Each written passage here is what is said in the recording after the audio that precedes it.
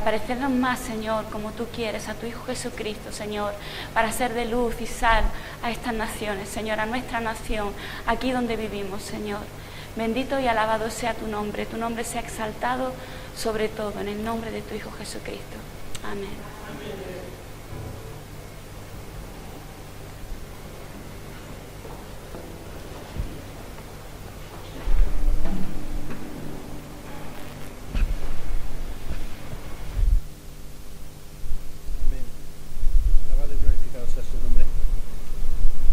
Ahora vamos a dar paso a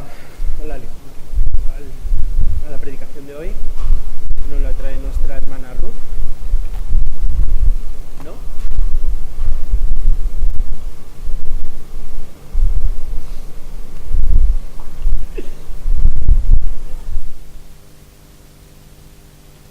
Qué carita se la ha puesto. Bueno, quién sabe.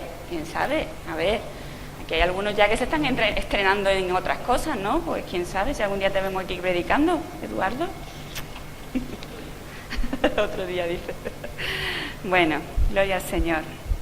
Bienvenidos a todos, hermanos. Damos gracias al Señor por su amor.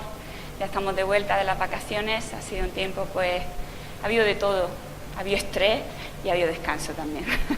Así que recibir, pues, los saludos también de los hermanos en Córdoba, también por el fallecimiento de Antonio Gómez.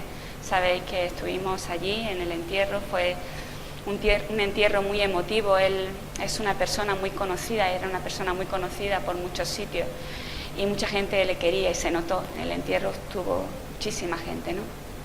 Y fue una bendición. Este siervo del Señor, pues todo el tiempo de ministerio que ha podido desarrollar durante su vida. Así que es de ejemplo y damos gracias, Señor, por su vida. Ahora está ya en el cielo, recibiendo la corona de vida.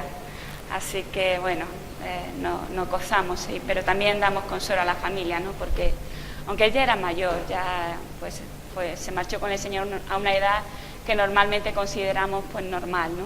80 años creo que tenía, 81 cuando se ha ido con el Señor. Muy bien, pues me alegra ver que en nuestra ausencia los dones se siguen poniendo en práctica. Nuestra librería tan hermosa, tan bonita como se está quedando. Madre mía, estos cambios así con el sonido, estas modernuras. ¿Qué pasa? Vamos a tenernos que ir más a menudo. Pero bueno, eso es bueno, hermanos, porque la Iglesia del Señor tiene que marchar. Y se nota muchas veces en pequeños detalles como estos, ¿no? Que no son tan pequeños, que son cosas hermosas, ¿no? Y de las cuales nos alegramos. Muy bien, también recibir los saludos de Elizabeth. Ella, pues, por motivo de su ojo, pues no ha podido estar, le lagrimea mucho, no se atreve mucho a salir. He hablado con ella esta mañana, al ver que, porque esta semana me dijo, bueno, yo intentaré, si puedo, voy a ir a la iglesia. Si está de mi mano, ya sabéis que no, pero si veo que no, pues, y al ver que no estaba aquí ya antes de empezar el culto, digo, creo que no. Así que seguimos orando por ella, ¿vale? Para que el Señor la restaure y la sane y ponga todo en su sitio. Muy bien, vamos a orar una vez más y vamos a presentar la palabra del Señor de esta mañana delante de Él. Señor, delante de tu presencia estamos, Señor, y queremos tomar tu palabra, Señor, que seas tú, Señor, con tu Espíritu Santo transmitiéndola a nuestros corazones, Señor. A mí la primera, Señor, y te doy gracias, Señor, porque tú eres fiel, Señor, porque tú no nos dejas indiferentes, Señor. Y te doy gracias, Señor, por tu palabra que es viva y eficaz y penetra como doble filo en nuestros corazones y hasta lo más profundo, Señor. Gracias te doy, Señor, que haga tu palabra lo que tenga que hacer en esta mañana, en el nombre de Jesús. Amén. Muy bien, pues quiero compartir con vosotros esta mañana en un salmo, en el Salmo 34. Salmo capítulo 34. Este salmo fue escrito por el rey David, cuando todavía no era rey, en un momento difícil en su vida.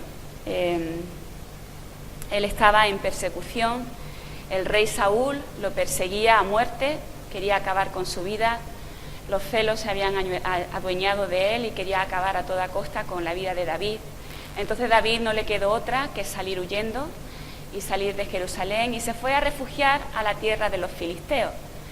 Como sabéis, los filisteos pues siempre han sido enemigos del pueblo de Dios, a pesar, excepto algunos tratados de vez en cuando que hacían algunas alianzas, siempre han estado en enemistad. Y entonces él se fue a refugiar allí, al campo enemigo. Pero como era de suponer, David no era una persona que no fuera conocida, ya que en ese tiempo había hecho la gran hazaña de matar a Goliat, que era filisteo también. Entonces pronto fue descubierto. Y allí, pues claro, los filisteos tampoco lo querían. ¿Y qué fue lo que a él se le ocurrió? Todo esto que estoy contando lo vemos en el libro de Segundo de Reyes, ¿vale?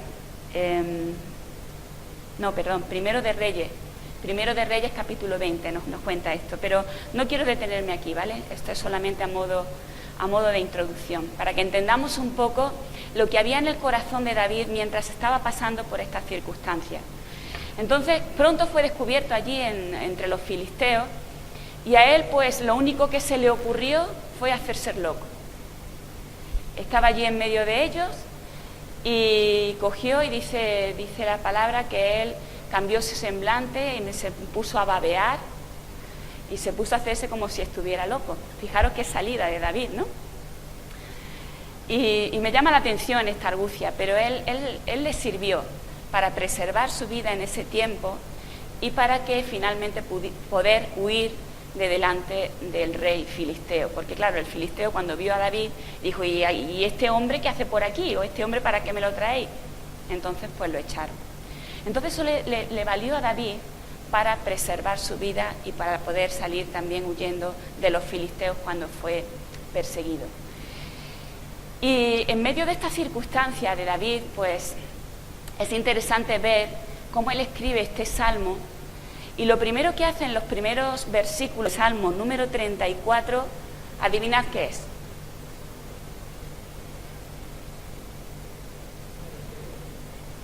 Muy bien. Bendecid al Señor, alabad al Señor, glorificad al Señor en medio de estas circunstancias. Un hombre que entendía y tenía depositada totalmente su confianza en el Señor. Y lo primero que hace este hombre de Dios, a pesar de ser perseguido, a pesar de las circunstancias que lo invadían, a pesar de encontrarse solo, pues fue adorar y bendecir el nombre del Señor. Vamos a leer los primeros versículos y fijaros lo que había en el corazón de David. Dice, bendeciré a Jehová en todo tiempo, su alabanza esté, ¿cómo dice? De continuo, continuamente, su alabanza esté continuamente en mi boca. A pesar de que él tuvo que esconderse, a pesar de que él tuvo que huir, a pesar que él tuvo que ir fuera de su familia, a pesar de que era injusto todo lo que le estaban haciendo, él dice que su alabanza, que la alabanza que yo proclame al Señor, nunca deje de estar en mi boca, que siempre pueda bendecir el nombre del Señor. Dice, en Jehová se gloriará mi alma, lo oirán los mansos y se alegrarán. Será de testimonio esto a otros. Engrandeced a Jehová conmigo y exaltemos a una su nombre. David quizás no sabía a quién iba dirigido este salmo, quién lo iba a escuchar. Finalmente fue recopilado y tenemos hoy el libro de los salmos, en el que solamente David no ha escrito todos los salmos que hay aquí, hay muchos más autores. Pero David está diciendo a todos los que escuchen este salmo, a todos los que escuchen estas palabras, que canten conmigo, que engrandezcan al Señor conmigo y que exalten a una su nombre. El Señor, por medio de David, nos invita. Y es que por medio de la alabanza, por medio de exaltar el nombre del Señor, nosotros mostramos qué grado de confianza tenemos en el Señor. ¿Dónde está parado nuestros pies? Y es que es muy difícil, hermanos, a veces, cuando pasamos por injusticia, cuando pasamos por tiempos angustiosos, levantar nuestra boca y alabar al Señor. Pero aunque sea difícil, hermano, es tan necesario, porque se produce un cambio en nuestra vida, en nuestro corazón. Algo pasa cuando nosotros adoramos al Señor, cuando a pesar de estar mal, nosotros bendecimos y engrandecemos el nombre del Señor. Dejamos que el Espíritu Santo del Señor sea el que fluya. Ya no son nuestras propias fuerzas, ya no es nuestro propio entendimiento de lo que sí o lo que no podamos entender del Señor. Ya es el Espíritu el que toma el control de nuestras emociones, de nuestro yo, y podemos adorar al Señor y bendecirlo aún en medio de las dificultades, aún en medio de las circunstancias, aún en medio de la adversidad. Y el Señor empieza a hacer una obra diferente en nuestras vidas, como lo hizo con David. David fue un hombre que aprendió a ser fiel al Señor en medio de circunstancias difíciles. Porque, bueno, él también se equivocó, claro, como cualquiera de nosotros. Él es un ser humano, como podemos ser tú y yo. Pero él aprendió esa comunión íntima con el Señor, por medio de la alabanza, por medio de la adoración a su santo nombre. Y lo que él nos quería transmitir, yo puedo pensar, cuando estuve analizando este salmo, pude ver que hay un versículo central en la idea que David quería transmitir, la idea que quería transmitirnos David. Y ese versículo lo encuentro en el versículo 5. Esa idea central la tenemos en el versículo 5. Dice el versículo 5, los que miraron a él fueron alumbrados y sus rostros no fueron avergonzados. Vamos a leerlo todos juntos.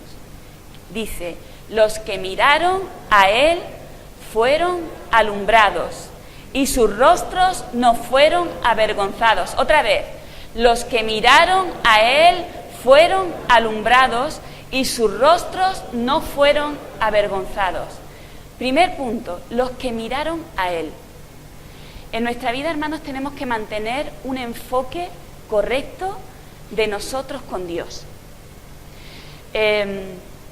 Estar alineados con Dios, una línea recta. Dios está ahí y tú estás aquí. Y nuestro enfoque es mirarle a Él, los que miraron a Él. Porque en la vida, cuando nosotros vamos caminando, cuando nosotros vamos en nuestras cosas del día a día, hay muchas cosas a las que mirar, hay muchas cosas que nos entretienen, hay muchas circunstancias que nos invaden y que nos impiden muchas veces ver las cosas correctamente. Pero cuando nosotros mantenemos nuestro enfoque en el Señor, todo cambia. Porque cuando le miramos a Él, vemos su grandeza, vemos su hermosura, esperamos en Él, comprendemos de Él, necesitamos más de Él, porque le estamos mirando a Él. ¿Y Él quién es? ¿Alguien cualquiera?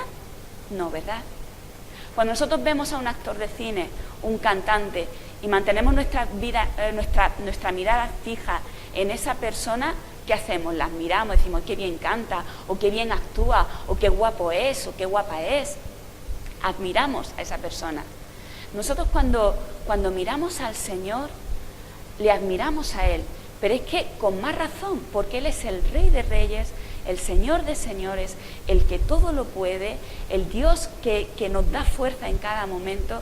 Por lo tanto, nuestro enfoque y nuestra mirada, sea cual sea la circunstancia que nosotros pasemos, tiene que estar siempre puesta en Él.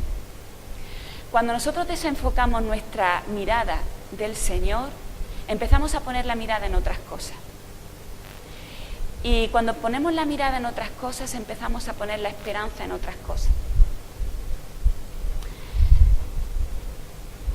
Y me acabo de dar cuenta que yo misma me estoy respondiendo una pregunta que le estaba haciendo personal, que le estaba haciendo al Señor y que hace poco estaba compartiendo con alguien. Tenemos que enfocarnos en el Señor, hermanos. No podemos poner la mirada en otras cosas. Dios nos ha llamado a algo.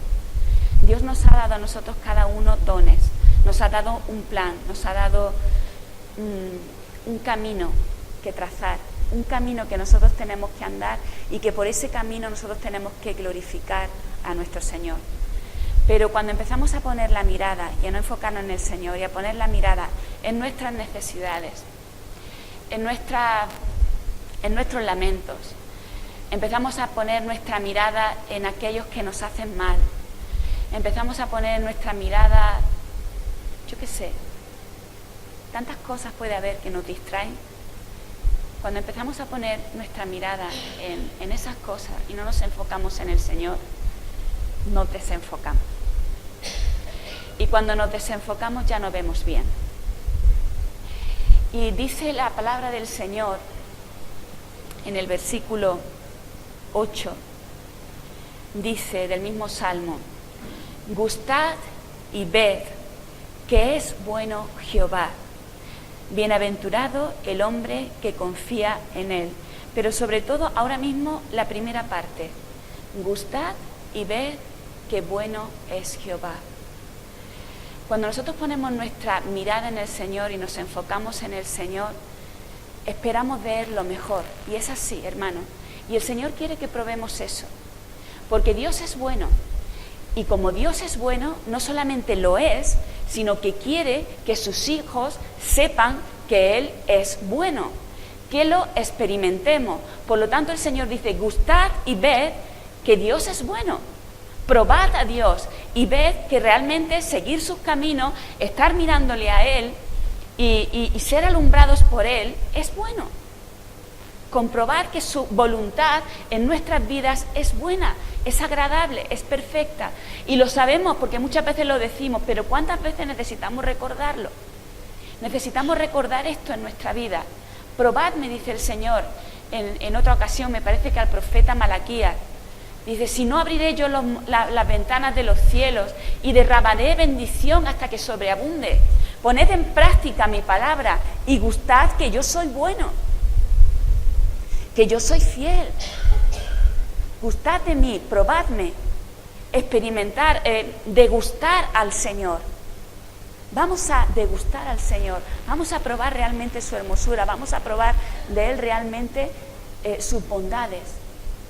Pero cuando estamos desenfocados del Señor, esto nos cuesta trabajo mirarlo. Porque empezamos a buscar nuestro deleite, empezamos a probar otras cosas, a ver si eso es lo que realmente nos llena, a ver si eso es realmente lo que necesito, a ver si eso es realmente lo que, por donde el Dios me está caminando, pero no estamos mirándole a Él. Así que el primer punto y el primer enfoque que yo creo que David estaba queriendo transmitirnos en este salmo es: mirad al Señor. David estaba pasando por estas calamidades, pero él tenía claro una cosa, que él seguía mirando al Señor, que lo iba a sacar de todas las cosas. Él sabía que, tuvo que hacerse el loco para salir de esta situación, pero el Señor le estaba dando las fuerzas para hacerse el loco y que el otro dijera: anda, vete. No sabemos muchas veces qué cosas tenemos que hacer y cómo nos puede venir la salvación del Señor. No lo sabemos. Pero lo que sí tenemos que tener claro es pedir al Señor ese alineamiento, que no nos desenfoquemos, que no nos vayamos hacia otro lado, que sigamos hacia adelante mirándole a Él. El segundo punto de esta mañana: fueron alumbrados. Hermanos, necesitamos una nueva visión del Señor. ¿Qué es eso de una nueva visión? Yo no estoy hablando de tener visiones aquí espectaculares y ver y estar de forma mística. ¡Ay, el Señor! No, somos más realistas que eso. ¿Vale? Somos más realistas que eso. El Señor es real. Y muchas veces cuando le adoramos y depende de cada persona, pues si es más sentimental o menos sentimental, pues uno parece que vuela, ¿no?, en la presencia del Señor, y eso no quiere decir que sea malo, ¿vale? Pero no estamos hablando de una experiencia superficial y carente de sentido, ¿vale? Estamos hablando de algo real. Estamos hablando que necesitamos una nueva visión del Señor, entender quién es Dios. Solamente entendemos quién es Dios cuando nosotros experimentamos a Dios, cuando nosotros tenemos experiencias con el Señor, cuando nosotros andamos por caminos y que muchas veces no nos gustan y experimentamos la mano del Señor, entonces cuando entendemos la visión nueva del Señor. Yo no voy a comprender que el Señor es mi proveedor, lo voy a entender mentalmente y lo voy a creer con fe porque la palabra lo dice. Pero cuando yo tengo la experiencia de que Dios es mi proveedor, esa experiencia no hay quien me la quite. Eso lo llevo aquí. Y me pueden decir misa, me pueden decir otros cualquier cosa, me pueden decir quien sea, lo que sea, pero esa experiencia la he vivido yo. Y como eso lo he vivido, que no me venga ninguno a decirme, no, Dios no provee, no, Dios nos deja a cada uno que nosotros pues elijamos nuestro camino y nos da o sea, no, es que yo sé que Dios en medio de las circunstancias, en medio de la necesidad física, Dios llega y ¡pum!, y provee, porque eso lo he experimentado yo. Entonces necesitamos tener esa visión nueva de Dios, esa experiencia nueva con Dios. ¿Qué estás necesitando tú, hermano? ¿Qué estoy necesitando yo? Llevamos tiempo orando porque el Señor nos visite de una manera especial. Y cuando Dios nos visite, que yo sé que lo va a hacer de una forma especial, eso va a ser algo revolucionario. Ya lo está haciendo, porque yo conozco la vida de cada uno de vosotros, vosotros conocéis mi vida también, ya nos conocemos y vemos cómo Dios está trabajando en cada uno de nosotros. Pero lo que vamos a experimentar del Señor, o vamos a seguir, va a ser algo nuevo. Necesitamos algo nuevo, algo revolucionario, algo que la gente de fuera se pregunte, ¿qué está pasando? ¿Qué le está pasando a estos cristianos? Porque a veces entiendo, y lo entiendo por mí misma, que sabemos muchas cosas del Señor, pero tenemos pocas experiencias con el Señor. Pocas experiencias. Y creo que a veces tenemos pocas experiencias con el Señor porque no nos atrevemos. Porque no nos atrevemos. ¿Qué hay en tu corazón? ¿Qué sentir hay en tu corazón? ¿Qué es lo que te arde? Atrévete a hacerlo. Porque si es algo que viene del Señor, va a ser algo que va a bendecir. Va a ser algo que va a ser utilizado para su gloria y para su honra. Necesitamos tener esa visión nueva, esa experiencia nueva con el Señor. Mirad, no hay nada peor que tener ceguera espiritual. No hay nada peor. No hay nada peor que ver el estado de uno mismo, el que no es. Cómo uno está, no verlo. Y es importante que nosotros seamos alumbrados por el Señor. Cuando estamos enfocados en Él y le miramos a Él, es inevitable que la luz de su gracia, que la luz de su poder, que la luz de su revelación nos alumbre. Es inevitable, porque Dios es luz y la luz sirve para alumbrar. ¿Y para alumbrar en medio de dónde? De las tinieblas. Y Dios alumbra las tinieblas que hay en ti, las tinieblas que hay en el mundo, y pone de manifiesto lo malo. Pero no pone lo manifiesto solamente para que se quede ahí, sino para que eso sea sanado y erradicado, y tengamos una visión nueva del Señor, y seamos restaurados, y seamos sanados, y no andemos en ceguera espiritual. También muchas veces podemos tener ceguera espiritual porque no vemos más allá de lo que Dios puede hacer. No vemos más allá. Recuerdo el relato de Eliseo, que está con su siervo y vienen los asirios para hacer guerra contra Israel. Y ellos, pues los asirios cogieron y sitiaron la ciudad. Y cuando Eliseo y su criado vieron eso, ese relato lo encontramos en 2 de Reyes, capítulo 6, Cuando Eliseo vio eso, cuando el criado vio lo que estaba aconteciendo, que la ciudad estaba sitiada por los sirios y nadie podía entrar ni nadie podía salir, y que eran un gran número de personas que iban a invadir la ciudad, el criado le dijo a Eliseo, Eliseo, ¿qué hacemos? Mira lo que está pasando. Y le dijo Eliseo, en ese momento Eliseo oró, y oró al Señor. ¿Y sabéis lo que oró? ¿Sabéis lo que le dijo al Señor? Señor, quita la ceguera de mi siervo, para que él vea tu salvación y para que él pueda experimentar, pueda ver lo que yo estoy viendo. Y es que ellos no estaban solos.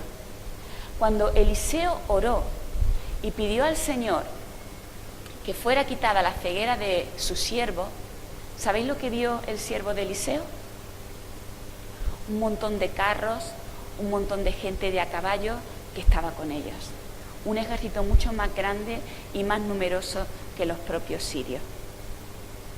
Porque Dios abrió los ojos, el entendimiento del criado de Eliseo.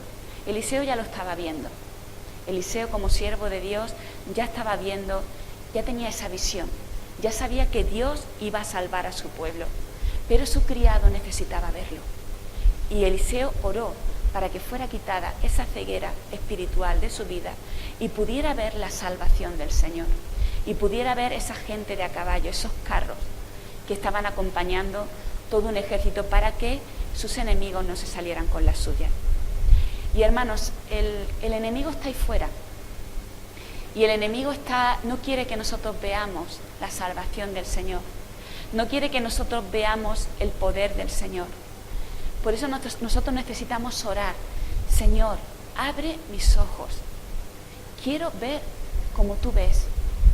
Quiero que tú me ayudes a experimentar y a ver que tu salvación en mi vida, que tus planes en mi vida están ahí y son verdad y son reales. Abre mis ojos como el siervo de Eliseo. Necesitamos quitar esa visión espiritual para tener una nueva visión del Señor. Cuando tenemos esa luz del Señor, Él nos llena de gozo y nos llena de esperanza. La segunda parte del versículo 8 que hemos leído, dichoso el hombre que en Él confía. Cuando nosotros tenemos esa mirada puesta en el Señor, cuando tenemos esa nueva visión en el Señor, eso nos trae un gozo increíble, hermanos. Nos trae un gozo increíble, porque empezamos a entender quién es el Señor, empezamos a ver su poder, empezamos a entender su grandeza. Dichoso el hombre que en Él confía, confiamos en Él y eso nos trae paz, nos trae gozo. Es como el niño que confía en su padre y que su padre es el más bueno, que su padre es el más fuerte, más que el primo de Zumosol, y confía totalmente en su padre. Pues nosotros empezamos a experimentar eso también, que Él es fuerte, que Él es poderoso, y eso nos trae alegría, nos trae gozo, y vamos siempre a acudir a nuestro Señor. Y también cuando la luz del Señor, la visión del Señor nos inunda, aprendemos a tener temor de Dios. Fijaros, David lo sabía muy bien. Vamos a leer ahora los versículos del 9 al 16.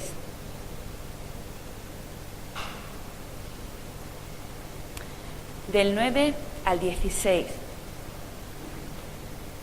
Dice así: temed a Jehová vosotros sus santos, pues nada falta a los que le temen. Los leoncillos necesitan y tienen hambre, pero los que buscan a Jehová no tendrán falta de ningún bien. Venid, hijos, oídme, el temor de Jehová os voy a enseñar, dice el Salmo. ¿Quién es el hombre que desea vida, que desea muchos días para ver el bien? Pues entonces guarda tu lengua del mal y tus labios de hablar engaño. Apártate del mal y haz el bien, busca la paz y síguela. Los ojos de Jehová están sobre los justos y atentos sus oídos al clamor de ellos. La ira de Jehová está contra todos los que hacen mal. ¿Para qué? Para eliminar de la tierra la memoria de ellos. Hasta aquí. Escuchadme, dice el salmista, os voy a enseñar el temor a Jehová. Es importante temer a Dios, porque el temor a Dios, ¿sabéis qué hace en nuestra vida? Nos mantiene santos, es decir, nos mantiene apartados del pecado, nos mantiene apartados del mal. Y no hay nada mejor para nuestra vida, para nuestra alma, que hacer el bien, y eso nos llena de paz. A pesar de todas las circunstancias, a pesar de la injusticia, a pesar de que es que esto es injusto, Señor. Yo no puedo permitir esto, es que me da mucha rabia, es que esto no puede ser, esto es una injusticia muy grande. Yo tengo que hacer algo, y a lo mejor ese algo requiere mentir, a lo mejor ese algo requiere defraudar, a lo mejor ese algo requiere hablar malamente o pelearte. Pero cuando dice, tú sigues los consejos del Señor y dice, apártate del mal y haz el bien, tú sabes hacer el bien. El Espíritu Santo te ha enseñado a hacer el bien. La palabra del Señor te enseña a hacer el bien. Pues entonces haz el bien. Sigue la paz. Busca la paz y síguela. Busca la paz y síguela. Son las recomendaciones que el Señor nos da. El temor del Señor es importante en nuestra vida. Nuestro Dios no es un colega al que le podamos decir, bueno, Señor, permíteme este pecadito. No pasa nada. Total, tú eres tan bueno que seguro que me perdonas. Nuestro Dios no es un colega. Nuestro Dios es el Dios soberano, el Dios santo, que te ha apartado a ti para que tú también seas santo, para que te apartes del mal, para que vivas según sus caminos, según sus propósitos. Y nada trae más satisfacción al alma que, a pesar de que estés viviendo por una injusticia muy grande, a pesar de que estés mal, hagas tú el bien y eso va a traer recompensa. Primero a tu alma. No, primero a tu alma no.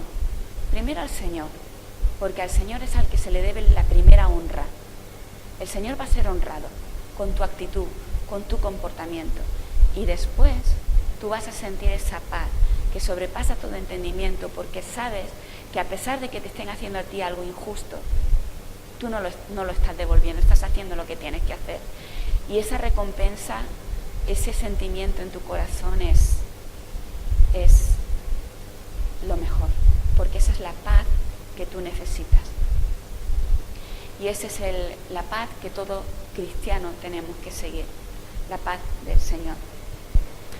El salmista sabe que nosotros como cristianos no estamos libres de muchas cosas, ¿no? Lo dice también el Salmo. Pero cuando miramos a Él, cuando tenemos una visión nueva de Él, Dios trae a nuestra vida, y este es el tercer y último punto, una libertad. Dios trae a nuestra vida una nueva libertad. Dice el versículo, el eje central del versículo que hemos leído, sus rostros no fueron avergonzados. No hay vergüenza alguna para el que se humilla delante del Señor. No hay vergüenza ninguna para aquel que se humilla delante de la presencia del Señor y alaba al Señor. Ni tampoco hay decepción ninguna al confiar en las promesas del Señor y en las palabras del Señor. Dios no te va a dejar indiferente. Tú miras al Señor, entiendes, tienes una nueva visión de quién es Dios en tu vida.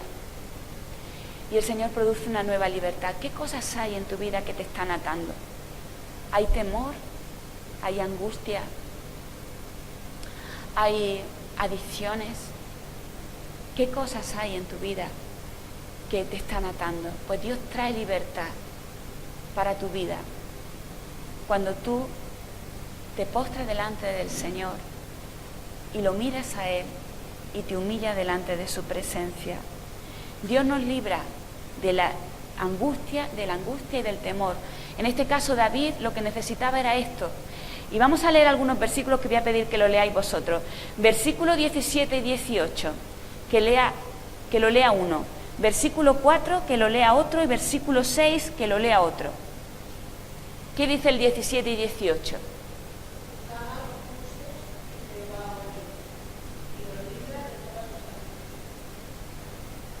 ¿Y el 18?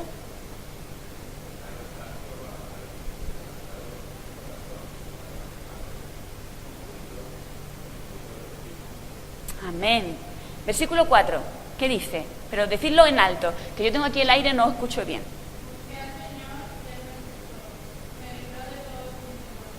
Amén. Versículo 6. Este pobre clamó y lo oyó Jehová y lo libró de todas sus angustias. Fijaros cuántas veces el salmista está repitiendo lo mismo. El Señor me escuchó, el Señor me oyó, y el resultado ¿cuál fue? Que Él me liberó de todas mis angustias, me liberó de todos mis temores, me liberó de todo lo que me estaba pasando. Y dice, este pobre clamó y el Señor me escuchó. ¿Pensáis que el Señor no nos oye? Aun cuando muchas veces tarda en contestarnos, o creemos que tarda porque a lo mejor los propósitos del Señor son otros. Y el Señor no es que no te esté contestando, es que te está contestando de otra manera. El Señor dice, Él me oyó y Él me libró de aquello que me angustiaba, de aquello por lo que yo sentía miedo, aquello que me estaba atando. El Señor me libertó. En la presencia del Señor hay libertad, hay plenitud de gozo. En la presencia del Señor hay tantas cosas y nosotros nos conformamos con tan poco. ¿Nos conformamos con tan poco, hermanos? Queremos muchas cosas en esta vida, muchas. Pero en la presencia del Señor, que es donde hay plenitud de gozo, que es donde hay libertad, que es donde hay todo, nos conformamos con muy poco de estar delante del Señor. Con muy poco. Cuando Él tiene todo para darnos. En su presencia hay libertad. ¿Qué es lo que te está atando? ¿Qué es lo que está haciendo que tu vida no siga hacia adelante? En el caso de David, David tenía todas las papeletas para sentir temor, para sentir angustia. David tenía todas las papeletas para coger y salir huyendo de los planes del Señor. Sin embargo, él confió en el Señor. Él sabía que Dios le había llamado. Él sabía que Dios lo iba a poner como rey. Y estaba pasando, a pesar de que él tenía esa visión, esa revelación del Señor, porque ya se lo había declarado el profeta Samuel. A pesar de que David sabía todas esas cosas, David estaba pasando por momentos muy crudos. Señor, si yo voy a ser el futuro de Israel, ¿por qué tengo que salir huyendo delante de Saúl si él me quiere matar? ¿Por qué no coges y lo aniquilas tú ya y lo fulminas y terminas con él? ¿Por qué tardas tanto? Señor, si yo voy a ser el futuro rey de Israel, ¿por qué me tengo que ir a buscar a esconderme en tierra de los filisteos, en tierra de los enemigos y encima hacerme pasar por loco para que no me maten? ¿Por qué tengo yo que estar pasando estas cosas si tú ya me has prometido una cosa? ¿Por qué, Señor? David podía haberse puesto a decir un montón de quejas y todas muy justificables. Y nosotros seguro que tenemos un montón de justificaciones, decir, Señor, ¿por qué? ¿Por qué? ¿Por qué? ¿Por qué? ¿Por qué? ¿Por qué? Es verdad, a mí me pasa también. Pero el Señor tenía su plan con David, lo tenía que formar. David tenía todas las cualidades, el Señor había puesto en él su mirada, pero no porque David fuera una persona súper excepcional, aunque tenía cualidades muy buenas que Dios ya había puesto en él para que fuera rey de Israel. Pero sobre todo, lo que Dios vio en David es que David supo confiar en Dios a pesar de todo. Y David tuvo un corazón conforme a Dios. Y David fue el dulce cantor de Israel, el que adoraba al Señor en todo tiempo. Y David fue un hombre que glorificó al Señor a pesar de sus errores y a pesar de que tuvo un reinado bastante difícil hasta que lo consolidó, hasta que fue consolidado, que luego en el tiempo de Salomón el reino fue consolidado con su hijo, pero hasta que eso pasó, el rey David tuvo un reinado de muchas batallas, de muchas cosas que lidiar, pero aún así él confió en el Señor y tenía todas las papeletas para quejarse. Y David sabe que a pesar de las injusticias, los últimos versículos lo podemos ver. Versículo 17 al 22 dice: claman los justos y Jehová oye y los libra de todas sus angustias. Dice el 18: cercano está Jehová a los quebrantados de corazón y salva a los contritos de espíritu. David sabía eso. Muchas son las aflicciones del justo, pero de todas ellas lo librará Jehová. ¿Sabéis por qué? Porque tenemos una visión nueva del Señor, de su grandeza, de su poder, de quién es Él, de su hermosura y de que Él es justo y que va a hacer su justicia. Dice, muchas son, o sea, no creas que te vas a librar de las aflicciones, muchas son las aflicciones del justo. Podemos hacer las cosas bien, pero aún así tener aflicción. Dice, pero de todas ellas te va a librar el Señor. Él guarda todos sus huesos, ni uno solo de ellos será quebrado. Dice, matará al malo la maldad, y a los que aborrecen al justo serán condenados. Jehová redime el alma de sus siervos, no serán condenados cuantos en él confían. Qué promesas más hermosas. Qué promesas más hermosas para todos aquellos que confían en el Señor. Podemos pasar por muchas injusticias y las vamos a pasar, pero nuestra mirada está en el Señor, en nuestro galardón. Él es justo y sabemos que el final de los que aborrecen al Señor, por desgracia, va a ser condenación para ellos. Pero a nosotros nos espera, como Antonio Gómez, la corona de la vida. Nos espera la recompensa. Nos espera estar al lado del Padre, al lado del Hijo, disfrutando de las maravillas de su presencia.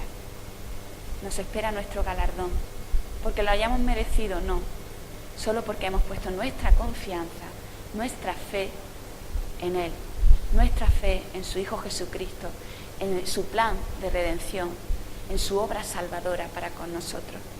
Y damos gracias al Señor por eso. Amén. Pues que el Señor os bendiga. Vamos a orar.